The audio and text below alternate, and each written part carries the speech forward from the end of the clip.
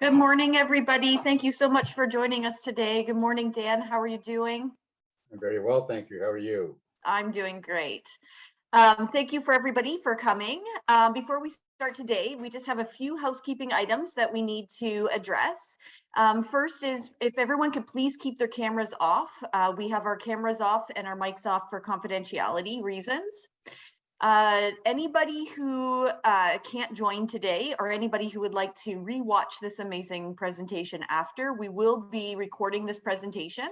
We're going to post the recording on the Encompas website for viewing in future dates. And questions and answers. So again, questions and answers, if you post it's located in the question and answer feature of the Zoom menu bar. If you post any questions, only the panelists will be able to see those questions, and we will read them out loud, again, not identifying who has sent them through, and then give Dan an opportunity to address them.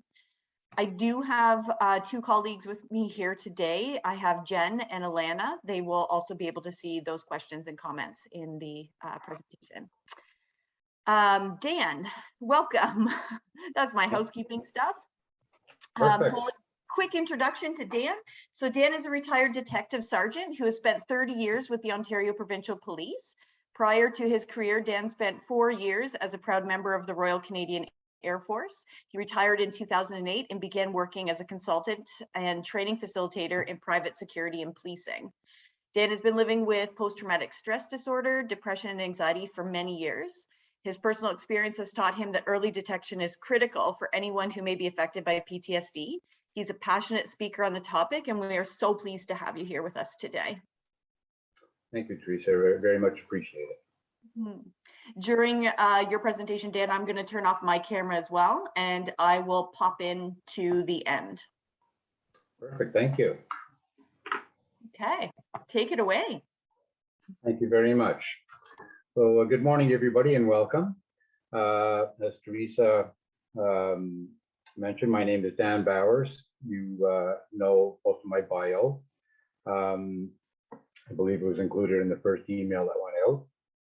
So I want to thank the people at Encompas, the entire team, for this opportunity and for all of the tremendous work that you do across the province with the OPP. I'd also like to thank the OPPA for the opportunity. So thanks very much. I have 40 minutes to tell you where I've been for the last 24 years and what I've been through. Not possible, obviously. It also might be a bit of a challenge. I'm used to doing presentations in a live environment where I can see people, so this might be a bit of a challenge. I will also apologize in advance. One of the medications that I take causes me to have dry mouth, so I may have to stop every now and then and have a quick sip of water.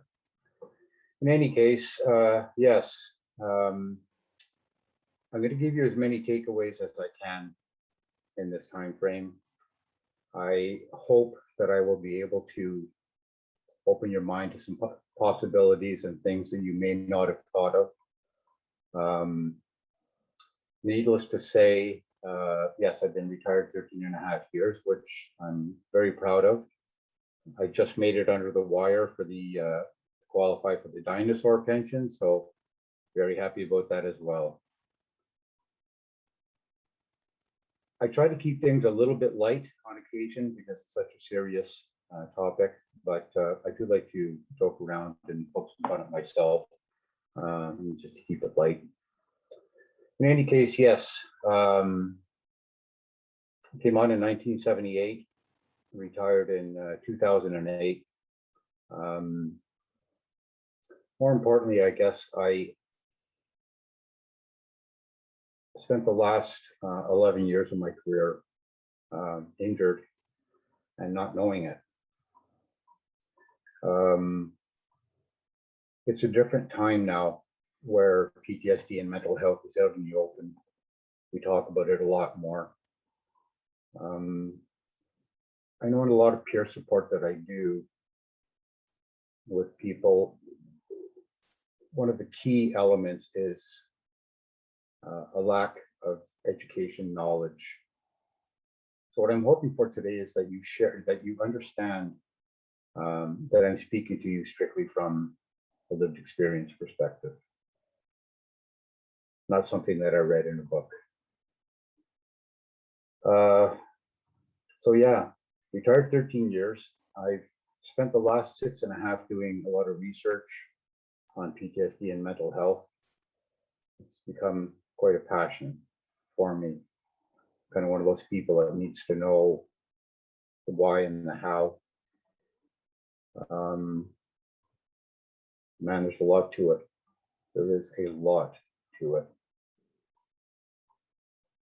One of the things that I want to draw your attention to is that PTSD can occur at any time. Okay. There's no switch that goes off at a certain point, 5 years, 10 years, whatever. It can occur at any time. And it can happen as well after you retire. No one kind of really threw me when I was, as I said, I've been in therapy now for 11 years, and I'll continue to go until I can no longer go. Learned a lot about myself, professionally and personally. But one of the things that I now realize is that I actually was well down PTSD lane, if you will, going back to May of 1997.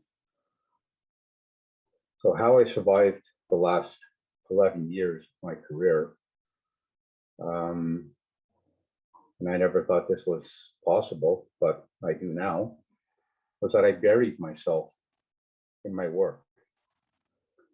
So we know that when things start to fall apart, in your personal life, professional life, a lot of the signs and symptoms show, and it's normally those closest to us that will pick up on them before we do ourselves. But if you don't know, you don't know. So when it really hit me was about 1.5 years after I retired. And I want to explain that a little bit. So I know that the signs and symptoms of PTSD is that we disconnect with our family and friends on an emotional level, self-isolation, stop doing the things that we like doing, all the things that we talk about as a possibility with PTSD. And for me,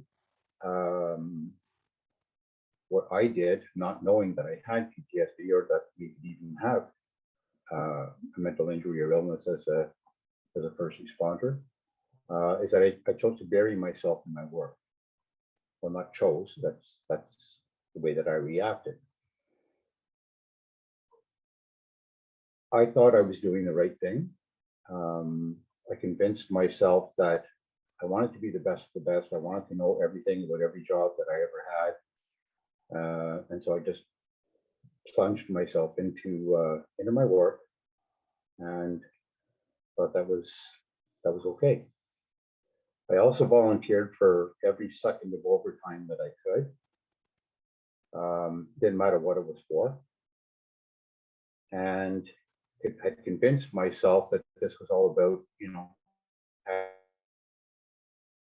action and putting some money away for my daughter's, excuse me, education. And it wasn't until I started with my psychologist that I came to realize that although I thought I was doing the right things, in fact, all I was doing was running from the issues.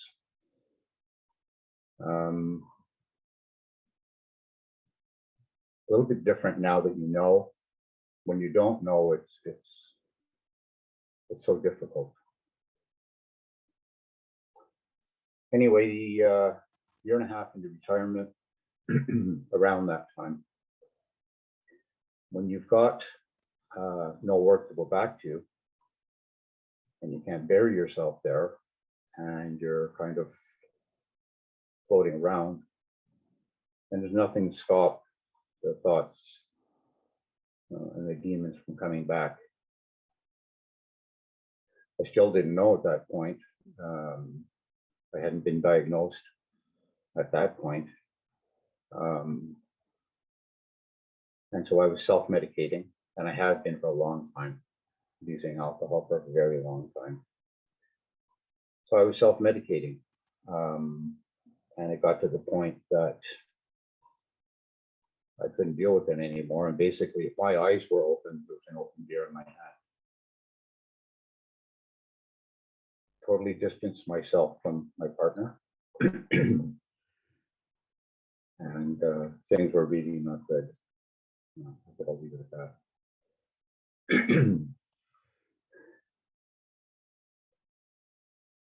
We had relocated to Nova Scotia after I retired.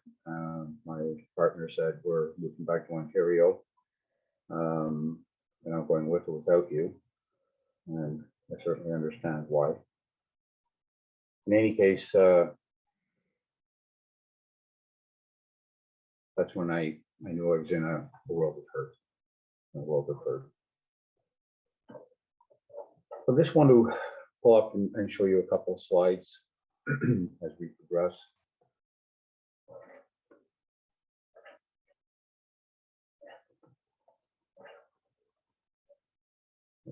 Can I get to my screen?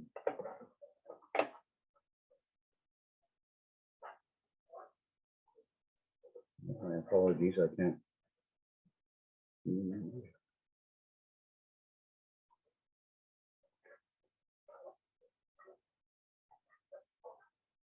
For some reason, I can't. Oh, there it is. Okay. Sorry about that. I'm somewhat technically challenged. So this is I told you I like to inject a little bit of humor every now and then. Here's a picture of me in my younger days going to school. I was not the most gifted student by any stretch of the imagination.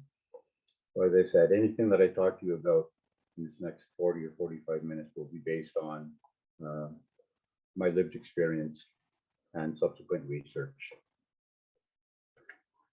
So I want to do a little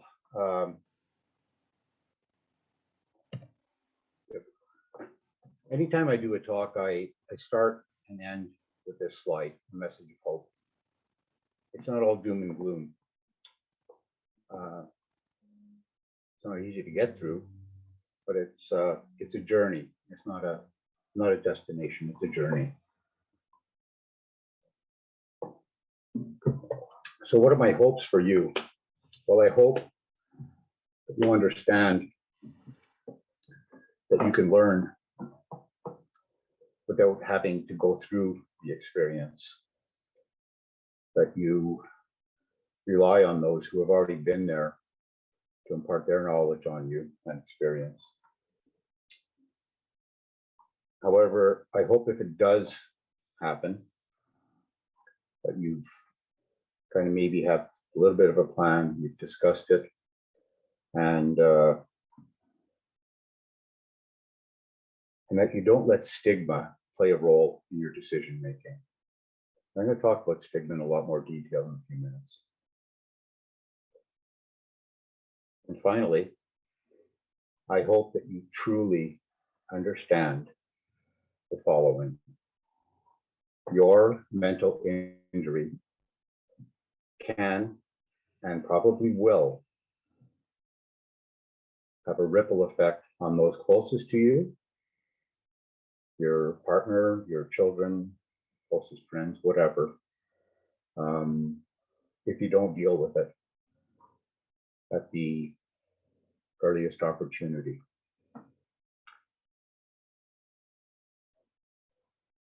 I break my therapy down into three sections. The first one was several years of dealing with unpacking 30 years worth of police work. And towards the as we started getting closer to the end of dealing with a lot of that stuff, phase two kind of kicked in, caught me off guard, and I had to start thinking about some things in my childhood. My parents were both alcoholics, and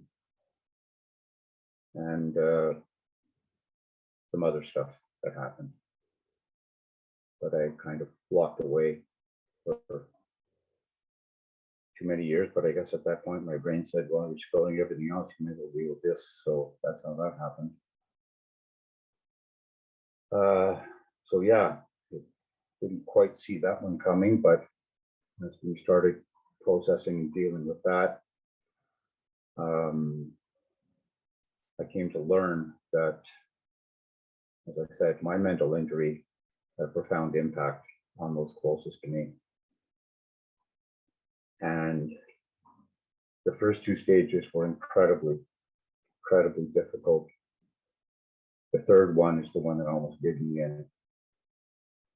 Knowing that my mental injury could hurt people that I loved was,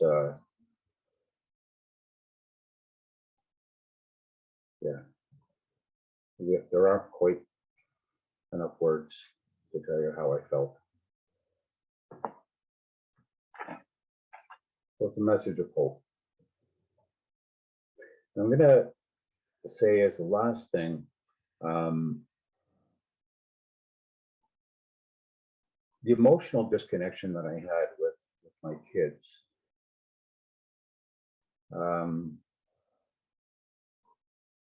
When things came to light, I had divorced my second wife. And all three of my daughters wouldn't talk to me for several years. And I don't blame them one bit. I really don't. I'm not a huge holiday person. So missing calls at Christmas or on my birthday, whatever, were really didn't mean all that much to me. But sitting by the phone all day on Father's Day, knowing that the phone wasn't going to ring, but I wanted to be there just in case, and it didn't for several years. So I'm going to throw up another slide here, and it's just a quick little 30-second thing. And I do this at all the presentations that I do.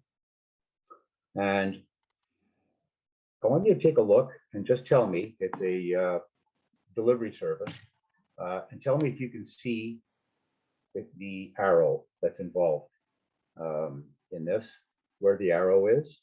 It'll go on for 30 seconds and it'll go to a blank screen, and then I'll follow up at that time.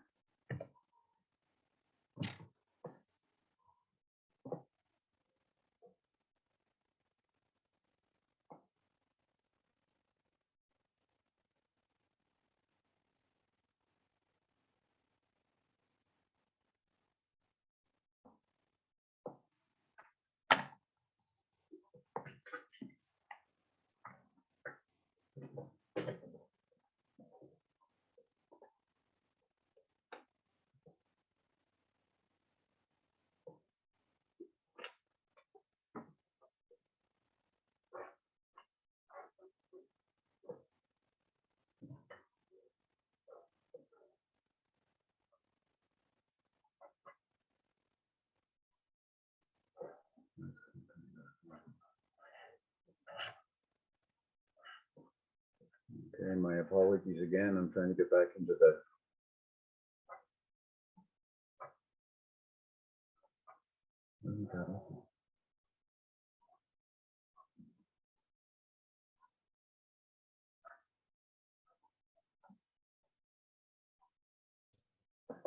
I'm Dan, it's Alana. If you go down to that little button that you clicked before, yeah, right there.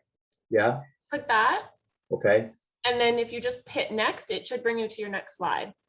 I don't want to go to the next slide. I was just trying to go back to my video without the screen. Oh, without sharing your screen? Yeah. You know Um, what? Just leave it and for now, and I'll just take it from here for now. Yep. Okay. My apologies. No. So the point is this: at this point I asked people who was able to find or see where the arrow is, and in the greater majority of time, probably 70-75% of the time, people can't see it. They don't see it. And my point is this: you can't fight what you can't see, and you don't know what you don't know. And as I said to you earlier, it's those that are closest to us that will notice the changes in our behavior and our actions. And if they don't know what they're looking for, they just don't know.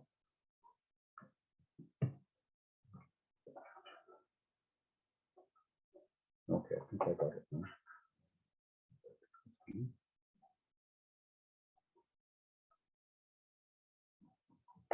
Sorry. Okay, so there it is. And the reason that I bring this to your attention is that once you know what you're dealing with, once you see where it is, every time you see a FedEx truck now, I can tell you and almost promise you that your eyes will automatically be drawn to that arrow.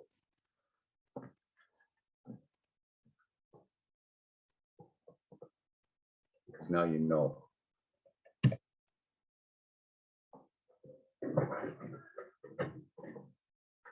This is the mental health continuum model. I use this in every talk. And what I'm asking you to do for yourself and your family and those closest to you, at the end of this, you can Google it and search mental health continuum, and give this to somebody that's closest to you that you see the most often. And let them know that if you move into the area from healthy to reacting, maybe it's time for a talk. Maybe it's time to talk. Because as you move from left to right, from healthy, reacting, injured to ill, the longer that goes on, the more potential to damage those closest to you. And what I'm talking about here is it doesn't just affect you. Keep that in mind. It does not affect you. The longer this goes, the more you risk putting your partner or loved ones through secondary traumatic stress, depression, anxiety, and it's just not fair. It's not fair to them, and it's not right. So if somebody knows what to look for, that's the time to have a discussion and possibly go in and get checked. And the reason that I say that is the key to getting through this is early detection and early intervention. So if you nip it at the bud and deal with it, you can probably get through PTSD in 3 to 6 months. Now, of course, there will always be exceptions, but I'm talking generally speaking, you're looking at a 3 to 6 month turnaround time. In that 3 to 6 months, less possibility of prolonged exposure and damage to the mental health of your loved ones. You can get back to work sooner, less of a chance of being having issues with alcohol or drug addiction or gambling addiction, and the less time you have to spend in the injured and ill side of things. So print that out and give it to somebody and closest to you and say, this is the things that I want you to look for in me.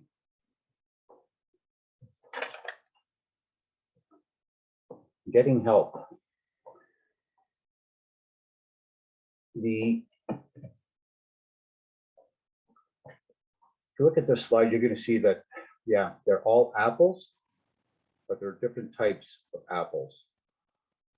point that I'm trying to make here is that you may be suffering from depression or maybe anxiety. Maybe it's not PTSD. Maybe it's burnout or something else.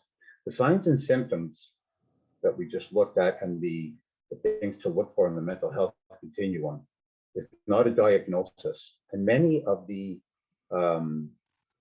things that we just looked at in the mental health continuum are shared between mental injuries and illnesses. So don't try to self-diagnose, please. I've spent a lot of time on peer support. And I have a lot of people who will call me and say, well, I'm pretty sure, no, maybe word that. I'm positive I have PTSD. I said, okay, so you've been diagnosed? Well, no, but I know I have it. Well, that's, maybe you do, maybe you don't, I don't know. But unless you are a psychologist or psychiatrist, you can't make that diagnosis, or a family doctor. Please don't do that. It goes back to what we were showing about the arrows. When you know what you're fighting, you can deal with it. But if you're guessing, you're putting yourself through a world of hurt. Okay. All right. Yeah.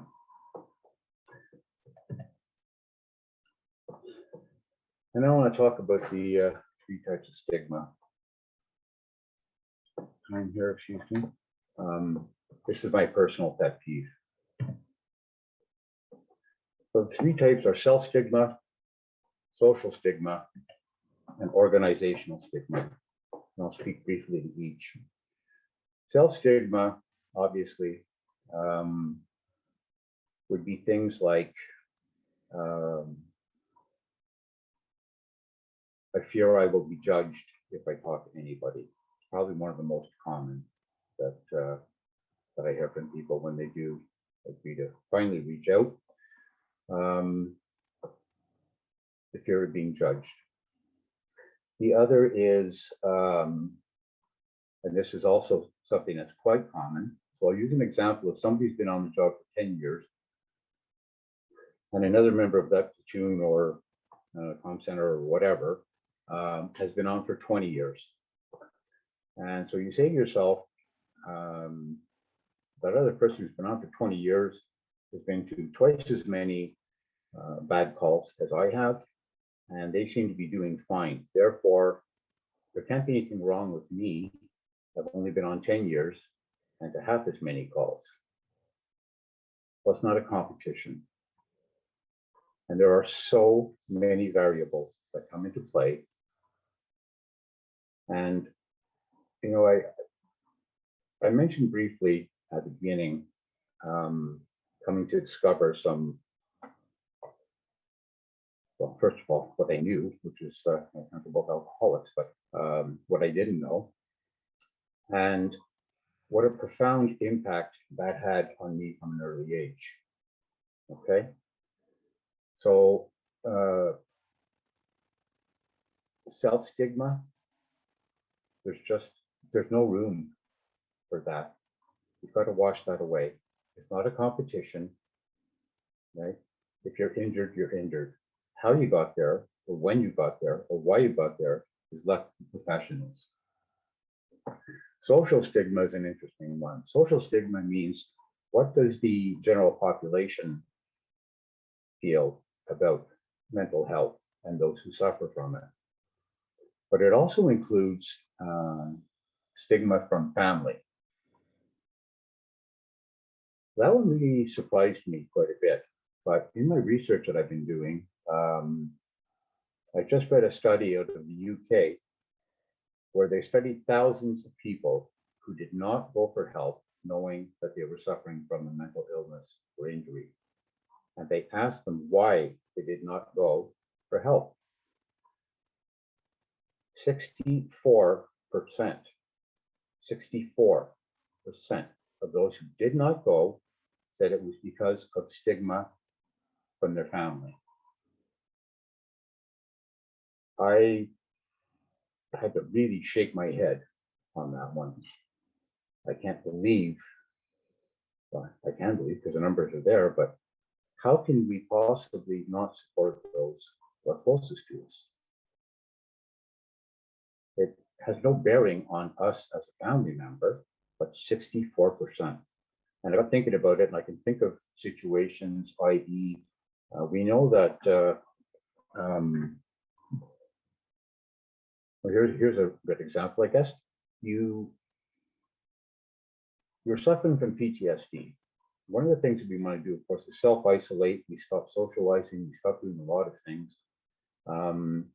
However, your partner says to you that their mom and dad had invited you over, the whole family, for Thanksgiving. So the 2 adults and 2 children are invited over for Thanksgiving. You don't want to go. However, you kind of feel guilty about not going. And for whatever reason, you decide that you are going to go. You get there, everybody's sitting in the kitchen, you've got your in-laws there, the kids are there. There's all kinds of commotion going on. They're running around, putting stuff on the stove, taking stuff off the stove, talking. And it's just too much stuff going on around you. So you get up from the table and you disappear down to their basement. And then your father-in-law comes down and says, "What the hell's the matter with you? This is Thanksgiving. It's family time.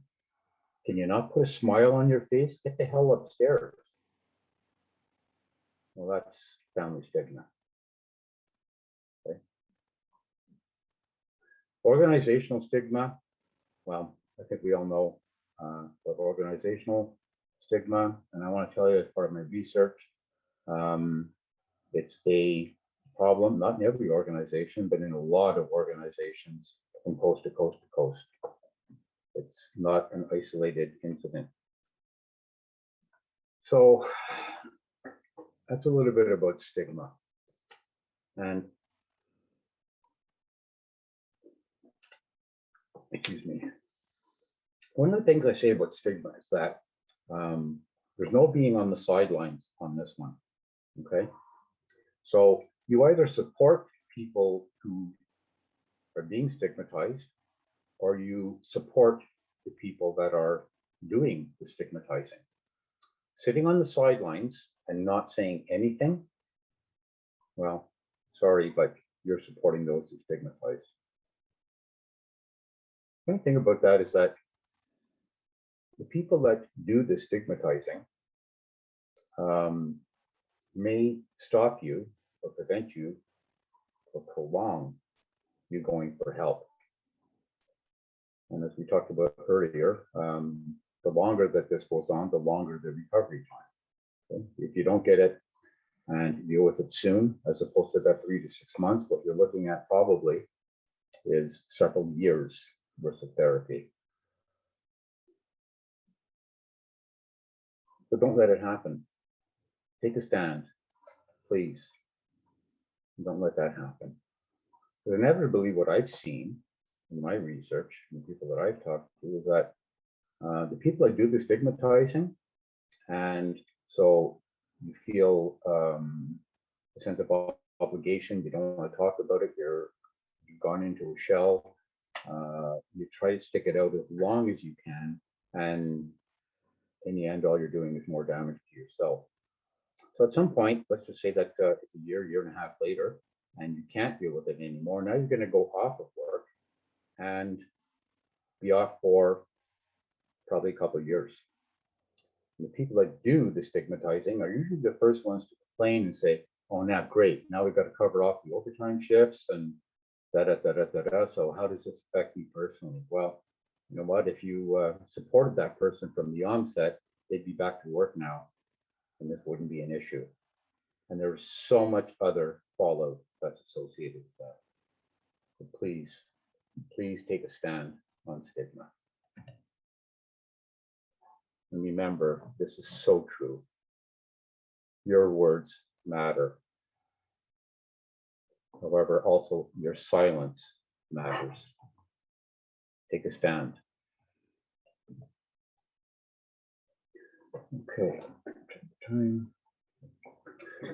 So I want to talk about two takeaways that we use, and two things to consider amongst all the others that we've talked about. So what is resilience? Well, when faced with a tragedy, natural disaster, health concern, relationship, work, or school problem, resilience is how well a person can adapt to the events in their life. And as I said earlier, if you come from a troubled childhood or whatever, maybe it's going to happen a little bit quicker that you're going to slide down that little rabbit hole. But what are some of the things that we can do to become more resilient? And they're listed there. Exercise and self-care individually, and I include as a family. Incorporate your exercise into a routine with your family, whether to go for walks once a week or to take a nature walk or whatever. Exercise, yoga, meditation, other forms of physical activity. And I've done the research on this, and I'm not, like I said, a scholar, but there's a tremendous amount of proof in the benefits of doing those things in managing and reducing stress in your life. If there's anybody out there who knows me going back to some point in my career, if I ever told you that I was doing yoga and meditation back then, you probably would have fallen right in the ground laughing. But now I do practice them, and it's made a difference. Maintain a healthy balance in your work and life. I know a couple of months ago, I believe it was in August, Dr. Ian Mannion was doing this talk with Encompas, and he mentioned that psychologists refer to work-life balance as work-life bullshit, were the words he used. And I'm very fortunate that Dr. Mannion is a personal friend. So I spoke to him after, and I said, that's kind of harsh. And he said, well, and it's, you can't have work-life balance. So I said, well, what is your interpretation of that? And he said, you can't come home from work after a bad shift or a lot of stress or whatever, flick a switch as you're going through the door to your residence and say, okay, it's forgotten and it's family time and life goes on. That doesn't work. So this work-life balance is what, and things along those lines is what he was talking about. My take on work-life balance is this. Yes, it's not possible to turn that switch off all the time. But when you do have that opportunity, make sure to spend some quality time, as much quality time as you can with family. My second divorce came just a couple years before retirement. And I want you to think about this. I was in a lot of debt, and 2 years later, I retired. Well, the kids aren't talking to me.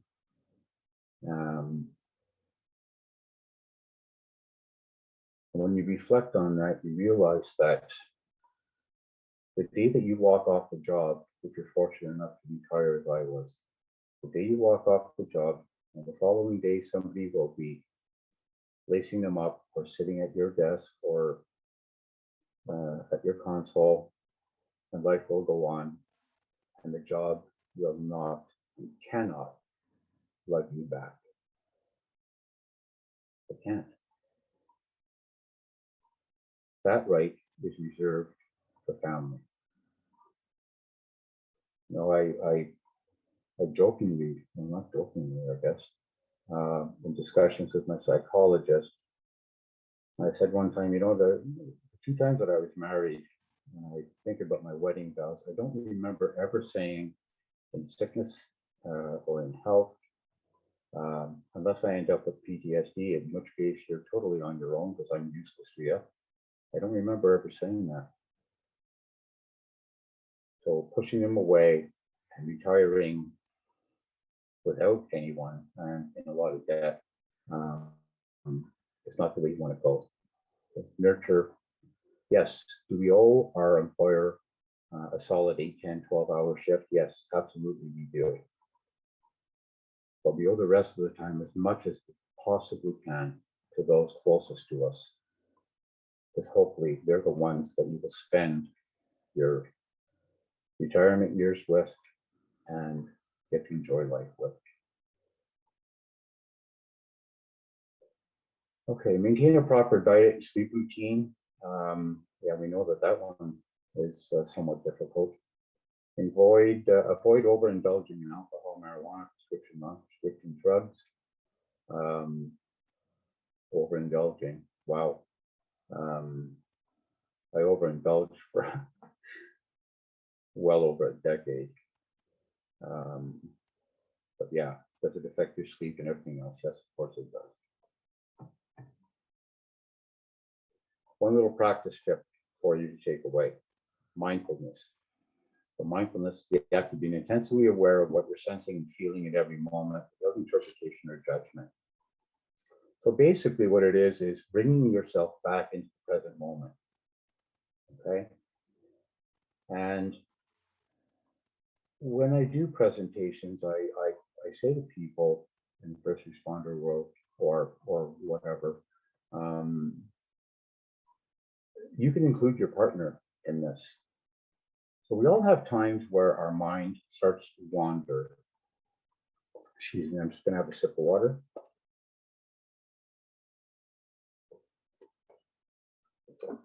We all have times when our mind wanders. It isn't necessarily about work related. No, sometimes it's just something else. I don't know, it could be as simple as making a grocery list in your head or something. And you're in a different space. But your partner, find yourself, if you catch yourself with your mind going back to a not so great time on the job at a call, allow your partner to interject or catch yourself. And just as an example, take a look around you and describe out loud what you're seeing. It could be something in nature. Describe in detail a painting, the colors, the what's in it, what does it remind you of? And what that does is it takes you out of that negative mindset you were in, brings you back to the present moment. And when you do that, you're able to look back afterwards and you realize that that was then and this is now. This is the present moment. And this can be done. That's one example of so many that you can use. But it's a great tool in getting through, heaven forbid, a diagnosis. You're going to have a toolbox full of different tools that you can use in different situations. And you can get through it. But you need all of these tools. And this is a simple one that you can practice on your own. And like everything else, it takes practice. Perfect. I've got a couple minutes left. You're never alone. Never. You know, I get a little angry sometimes when people say, well, why didn't they just reach out? Unless you've been down this path or suffer from major depression, it's just not quite that easy. It's incumbent on us to reach out to those that we think are hurting. However, if you are feeling alone in a moment of clarity, then reach out. Reach out to someone professional. Reach out to somebody who's already been down that road, down this road.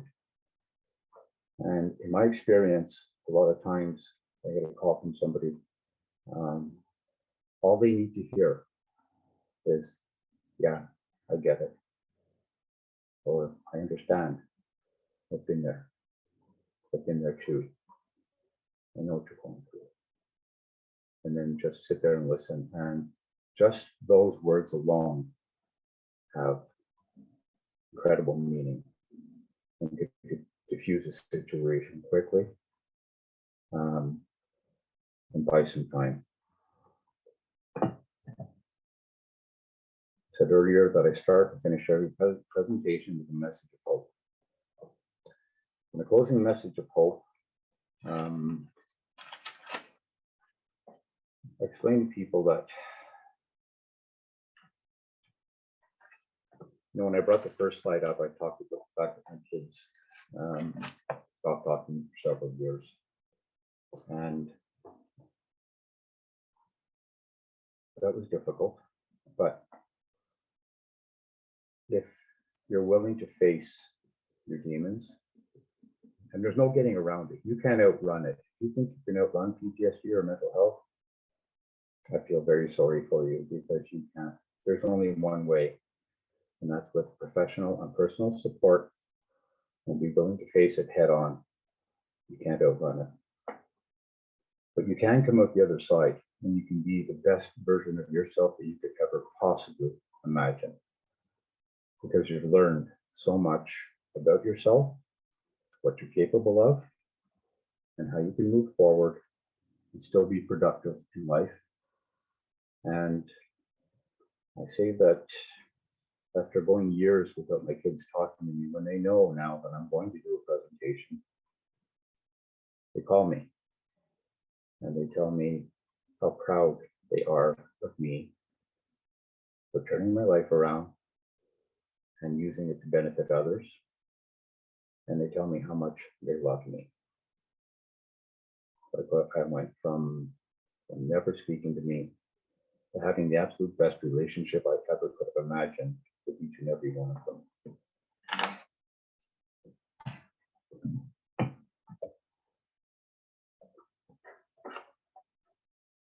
And that's it. I hope, I really hope that I've given you something to think about, so I can. This is now a passion of mine, talking about mental health and PTSD. And I'm sure I could talk for 18 to 20 hours and never repeat a single thing that I've learned along the way or anything that I've experienced. Please look after yourself, look after your buddies, your friends, your co-workers. Make sure to look after your family. And I think that's it. So I believe this would be a time that I can entertain some questions. Thank you so much, Dan. That was super impactful. I really like how you talked about the stigma and how you were encouraging people to take action to create that change. That was amazing. Thank you.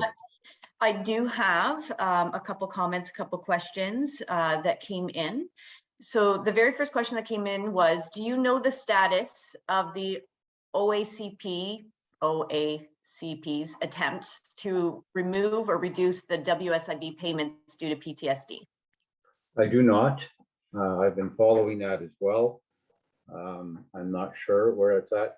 I can give you a educated guess in that I think this is going to be quite a battle. I know the Ontario Police Association.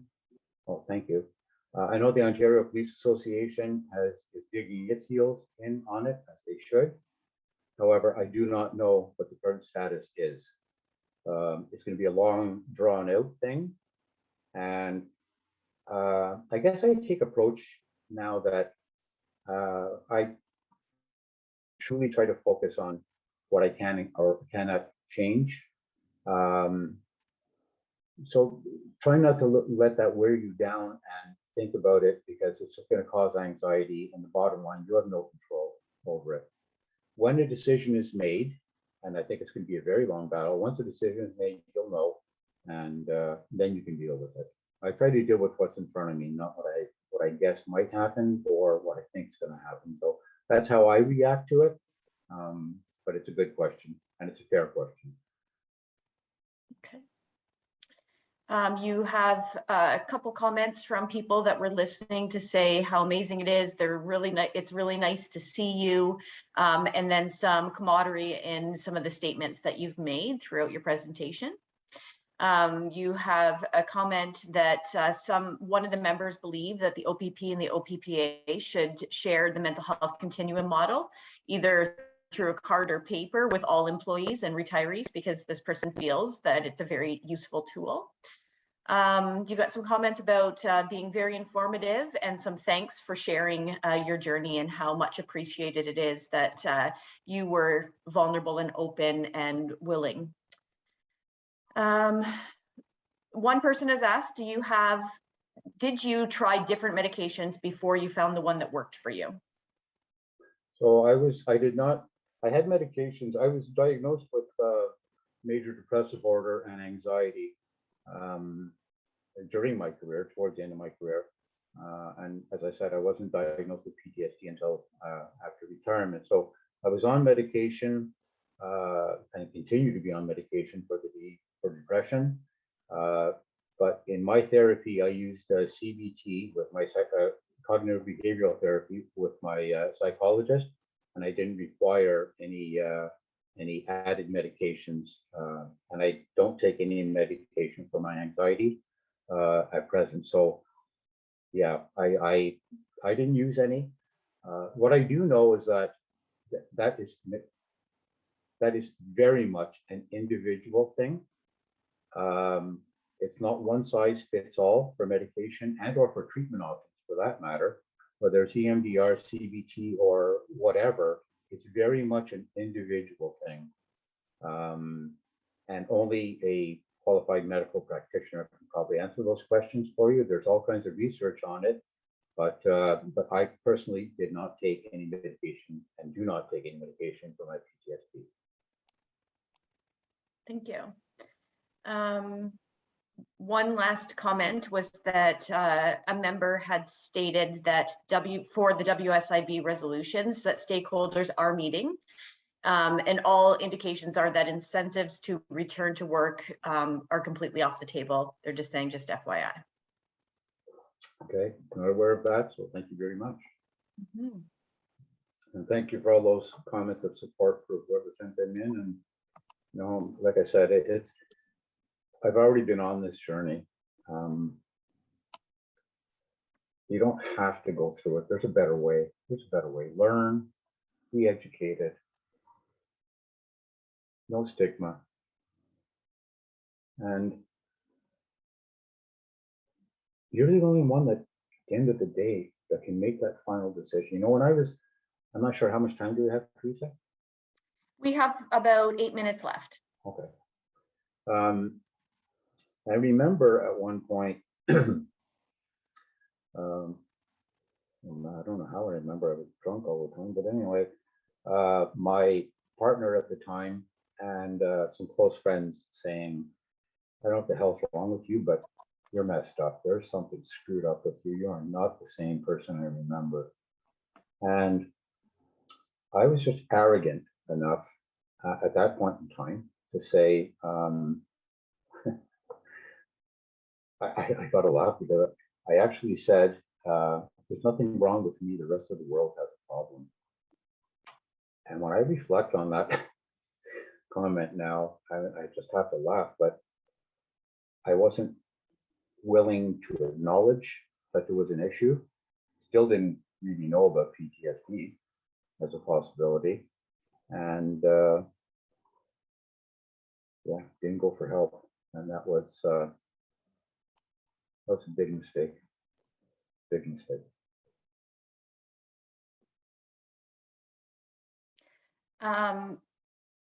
There's another comment for you, Dan, that just said somebody has 2 family members in the OPP, and she's wondering if you can recall a specific incident that triggered your PTSD, or what is the combination over the years on the job? Yeah, so that's a great question. Thank you. However, one of the things I will say this at the beginning of every presentation that I do normally, I put up a list of things that I won't talk about. One of them is suicidal ideation. I won't talk about that because my message is a message of hope and positivity. I won't talk about politics, and I mean that at provincial level or the organizational level because I can't resolve anything or change anything. The third thing I will never talk about is specific incident details, and I won't even mention the type of call that may have led to it. I will refer, and I will answer that question, but I will refer to it only as good calls or bad calls. The reason for that is that there are people in the audience that are listening that may be triggered by it, and I won't entertain somebody telling me a war story from the floor about specific incident details because it could trigger me. We also have civilians that are here that, or I believe could be in attendance, and we shouldn't trigger them either. Having said that, and go back to my conversation earlier, it's, you know, if you had the perfect childhood and came on the job, right, you didn't have any excess baggage from your childhood, then you're looking at strictly a cumulative effect of bad calls, if you will, over a period of time, 7 years, 10 years, 15, 20, whatever, it doesn't really matter. For me personally, combination of, and I didn't know this at the time, obviously, but a combination of childhood issues and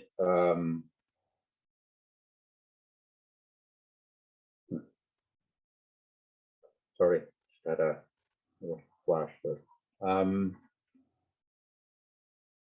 And in May of 1997, at one particular call, I broke down, and I came up with every excuse in the book. I thought I'd been working a 20-hour shift. We were on a call that had all the potential to be an extremely, extremely bad call. In the end, it turned out to be best case scenario. And like I said, we've been working 20 hours straight. And it hit me. And I'm not ashamed of this at all. We were meeting, we had paramedics on scene and a host of other people. Anyway, when it ended, it was about 4:30 in the morning, and I remember going back around this particular residence where the rest of the teams were meeting, and I felt this tightness in my chest, and I thought, oh my God, I'm having a heart attack, or I'm going to have a heart attack, and I'm thinking, well, perfect case scenario here because the paramedics are already here anyway. So, excuse me. As I continued walking, I realized that I wasn't having a heart attack, that the tightness in my chest was because I was going to cry. Something I hadn't experienced in I don't know how long. So I disappeared. I went around back to the house, which was in total darkness, and I started to cry. And I thought of every possible scenario, what it could be, and so on and so forth, trying to convince myself that it would be okay, and I was just overtired, and got myself under control. Started to go back around to the front of the house a couple minutes later, and this time another really, really tight chest, and I went around to the back of the house again, a lot quicker this time, and I literally just fell to my knees, hit the ground, curled up in the fetal position, and I just cried. And I cried so hard I could barely breathe anymore. And I'm not sure how long that lasted. I don't recall. I just know that at the end of a long shift and a very emotional shift, I was just totally spent and exhausted. And was, with the help of my psychologist, you know, I don't blame my mom and dad for the way I was raised. They had very tough lives themselves. However, dad was old school. Dad was of the, boys don't cry, suck it up. You're not dead, get off the ground. So what I learned from that, how to bury my emotions and my feelings. My sister, we talked about her emotions and feelings, but me as a boy, I couldn't. So that's what I carried forward with me. That's lessons learned from childhood. So we talked about the cumulative effect after that of adding more emotional stuff and not knowing how to, the emotional baggage and not knowing how to deal with it, right? The only way I knew was how I was raised. So I pushed down, I pushed down, I kept pushing down. Well, I pushed it down finally in May of 1997. The emotional volcano that I'd been pushing everything into, it just exploded. And the lava came flowing out, and there was no stopping the emotion. It had been 43 years carrying all that emotion. So, one of the things I encourage families to do as well is to talk about mental health, especially with your children. Make it age appropriate. But encourage them to talk about it. And I don't mean you can take a 5 or 6-year-old and start explaining the different parts of the brain, the hippocampus and the amygdala and so on and so forth. No, keep it age, keep it to the age that they can understand. But there's nothing wrong with encouraging our children to talk about their feelings and their emotions. I think about an opportunity at supper where you literally ask your children, I want you to tell them about one good thing and one bad thing that happened at school today, regardless of their age. And don't just leave it at this is good, that's bad. Ask them how they felt about it. Encourage them to talk about their feelings. Because I believe with every ounce of my being that normalizing the conversation will so significantly reduce stigma and moving forward, and that we will only truly start to move away from this once it becomes normal. I can't agree with you more, Dan.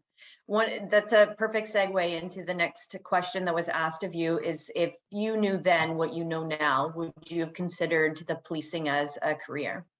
Yes, absolutely. That's a great question. I have asked myself that before.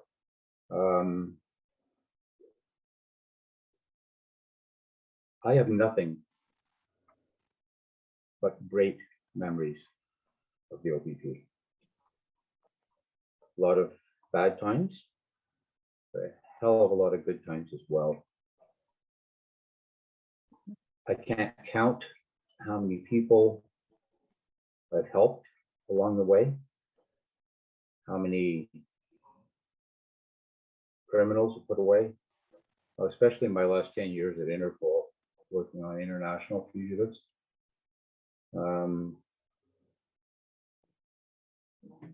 But I regret nothing in my life. I have disconnected the rear view and side view mirror, and I live for the present moment. Because the present moment, and for everything that I've been through in my life, has brought me to this moment in time. With all of the tremendous friends that I made, with all the tremendous connections, people I've met,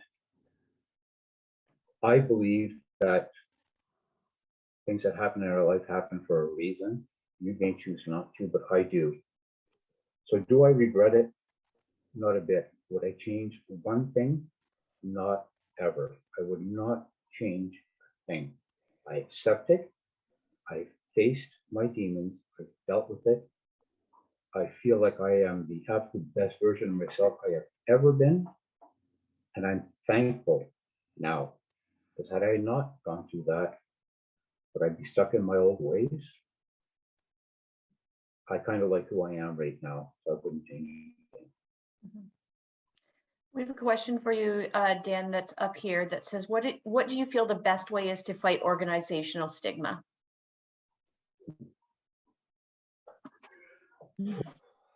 Yeah.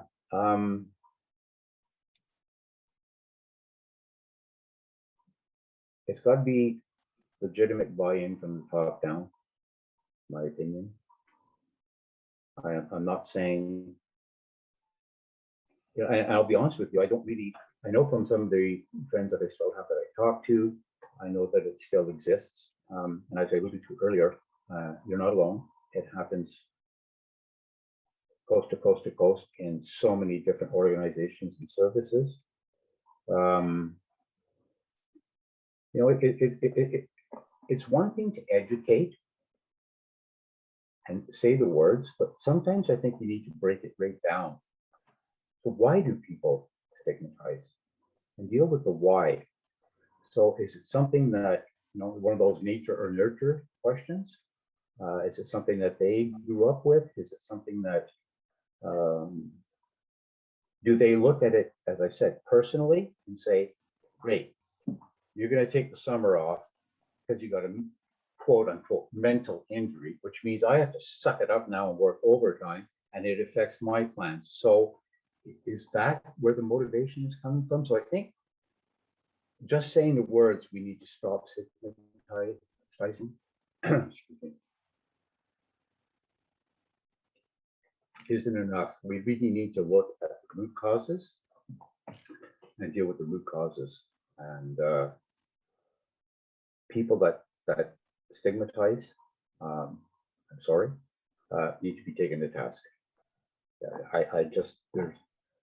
I'm sorry, you may feel differently, but the people who stigmatize have to be taken to task, and that's top down. That's what I think. And just as we're wrapping up, Dan, I just wanted to let you know that you have a tremendous amount of people in here that are thanking you very much for your inspiration. They're thanking you for sharing. They are saying that this was a wonderful, powerful, and sincere message that you had provided. We do have an anonymous attendee that would like to us to forward you an email with some points that he put here as well. Mm-hmm. Dan, so if anyone would like to contact Dan following the presentation, he has kindly provided us his email. So I will let everybody know that his email is Dan, D-A-N, at firsteyes, FIRSTEYES.ca. If anybody would like to reach out to him directly, he is more than willing to connect with you, support you, talk to you, and answer any further questions. Well, just in wrapping up, Teresa, I just wanted to thank you and the entire team, as I alluded to earlier, the whole Encompas team, for everything that you do and all the support that you give to our organization. And you know, although I've been retired 13 years, you have to believe, whoever's listening, that I do think about you, and I follow what's going on, and I still care deeply about each and every one of you, and not just you, Farm. I mean, I was a supervisor in a comm center in Canada and Perth for 5 years. So the tremendous work that you all do. I know sometimes we don't feel appreciated, but I'll tell you, my heart goes out to each and every one of you, and I think about you often.